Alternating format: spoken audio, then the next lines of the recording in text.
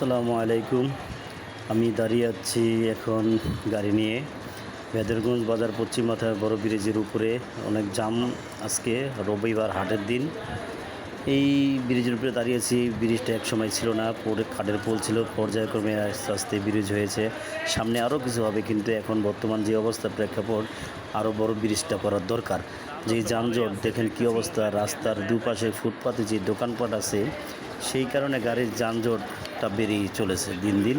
কিন্তু এই যে হীরা স্টুডিও, নূপুর স্টুডিও, এই মোচড়টা যে আছে, ডাকবাংলার মোচড়টা, এখানে পাশাপাশি কিছু দোকানও আছে, ফুডের দোকান, ভ্যান গাড়ি দিয়ে মাল বিক্রি করে।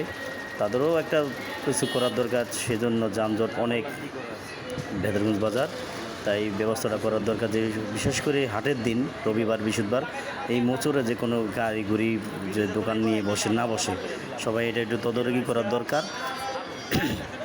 যে যানজট দেখেন, আধা ঘন্টা পর্যন্ত এটা কোনো দিকে যেতে পারতেছি না, গাড়িগুলির যে অবস্থা। সবাই কর্মব্যস্ততা আছে, সবাই ব্যস্ততার মাঝে একটু ভিডিও করে নিলাম। সবাই ভালো থাকবেন, সুস্থ থাকবেন, আর এই বিষয়টা সবাই একটু চিন্তা করে দেখবেন যে হাটের দিন কী ব্যবস্থা করা যায়। আসসালামু আলাইকুম।